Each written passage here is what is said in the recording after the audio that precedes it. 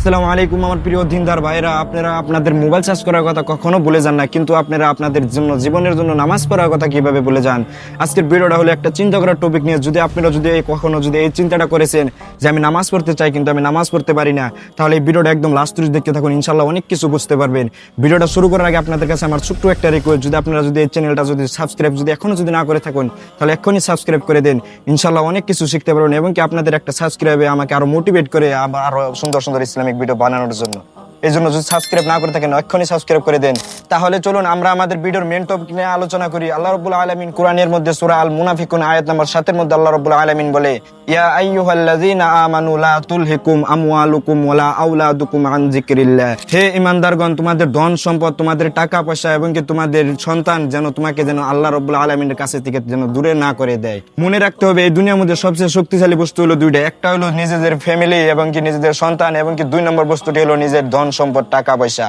এবং কি আল্লাহ রাব্বুল আলামিন বলেছেন যদি এইগুলো বস্তু তোমার যদি হালালও হয় এবং কি তোমার এইগুলো বস্তু তোমার প্রায়োরিটি লিস্টে হয়ে যায় এবং কি প্রায়োরিটি হয়ে যায়, তাহলে তুমি শয়তানের বহুত বড় একটা ফান্দের মধ্যে তুমি পড়ে আছো, শয়তানের বহুত বড় একটা ট্র্যাপের মধ্যে তুমি আটকে আছো। ফর এক্সাম্পল আমি আপনাকে একটা রিয়েল লাইফ এক্সাম্পল দিয়ে বলি।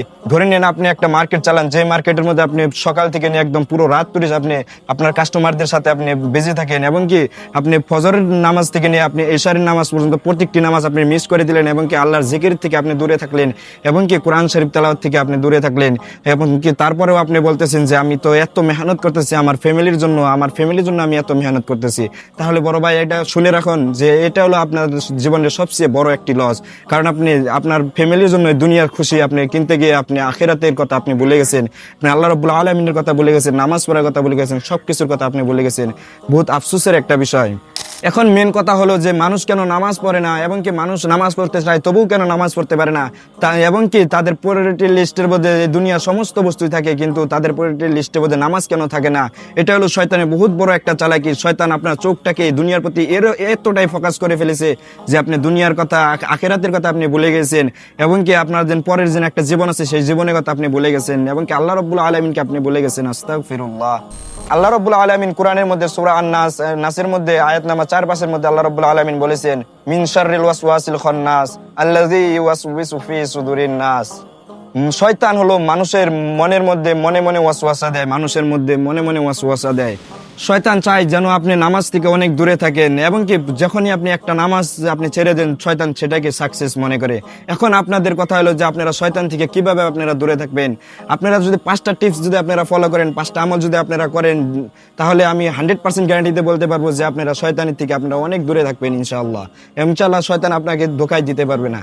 টিপস নাম্বার 1 হলো যে আপনি প্রতিদিন 5 ওয়াক্ত নামাজ সময়ভাবে সঠিকভাবে 5 ওয়াক্ত নামাজ আদায় করতে হবে। টিপস নাম্বার 2, আপনার প্রতিদিন কোরআন পড়তে হবে এবং কি কোরআন বুঝতে হবে। টিপস নাম্বার 3, লা হাওলা ওয়ালা কুওয়াতা ইল্লা বিল্লাহ, এই জিকিরটা বেশি বেশি করতে হবে। টিপস নাম্বার 4, যে আপনার সদকা খায়রাত বেশি বেশি করতে হবে, এবং কি টিপস নাম্বার 5 হলো যে আপনার ফ্রেন্ড সার্কেল ভালো রাখতে হবে, যেগুলো ফ্রেন্ডরা নাকি আপনাকে মনে করে দেয় নামাজের কথা এবং কি আল্লাহর কথা মনে করে দেয়, সবসময় আপনি সেই রকম বন্ধুদেরকে আপনি বন্ধু বানাবেন। এই 5টা টিপস যদি আপনি ফলো করেন, আমি 100% গ্যারান্টিতে বলতে পারবো শয়তান আর আপনাকে কখনোই ধোঁকা দিতে পারবে না ইনশাআল্লাহ।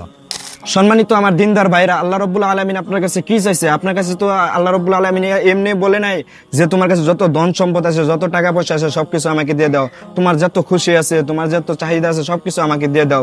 আল্লাহ রাব্বুল আলামিন তো এটা বলে নাই। আল্লাহ রাব্বুল আলামিন তো শুধুমাত্র বলেছে যে তুমি শুধুমাত্র একটুকে টাইম দাও, আমাকে একটুকে ভালোবাসা দাও।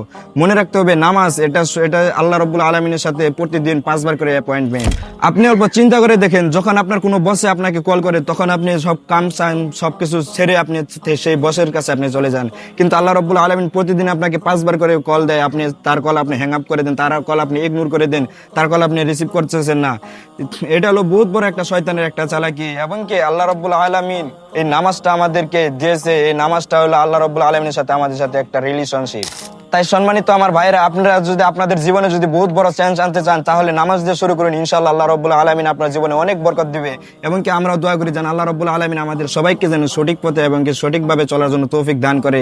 এবং কি এই ভিডিওটা যদি আপনাদের কাছে যদি একটু যদি ভালো লাগে থাকে তাহলে অবশ্যই একটা লাইক করে আপনার বন্ধুদের সাথে শেয়ার করে দিবেন, কারণ এইগুলো ভিডিও যদি আপনি শেয়ার করেন সদকা জারিয়া আপনি পাই থাকবেন কাল কিয়ামত তরিজ। এই জন্য ভিডিওটা শেয়ার করে দিবেন, এবং কি চ্যানেলে নতুন হয়ে থাকলে অবশ্যই সাবস্ক্রাইব করে দিবেন, কারণ আপনাদের একটা সাবস্ক্রাইবে আমাকে আরো মোটিভেট করে আরো সুন্দর সুন্দর ইসলামিক ইসলামিক ভিডিও বানানোর জন্য। ইনশাআল্লাহ ভিডিওটা যদি ভালো লাগে তাহলে অবশ্যই সাবস্ক্রাইব করে দিবেন এবং কি আপনার বন্ধুদের সাথে শেয়ার করে দিবেন। দেখা হবে অন্য কোনো ভিডিওতে। সবাই ভালো থাকবেন, সুস্থ থাকবেন, সবার জন্য দোয়া করি এবং কি আপনারা আমার জন্য দোয়া করবেন যেন আমিও সহি সালামত থাকতে পারি এবং কি আপনাদের জন্য আরো নতুন নতুন ভিডিও আনতে পারি। সবাই ভালো থাকবেন, সুস্থ থাকবেন। আসসালামু আলাইকুম ওয়া রাহমাতুল্লাহ। জাযাকাল্লাহু খাইরান।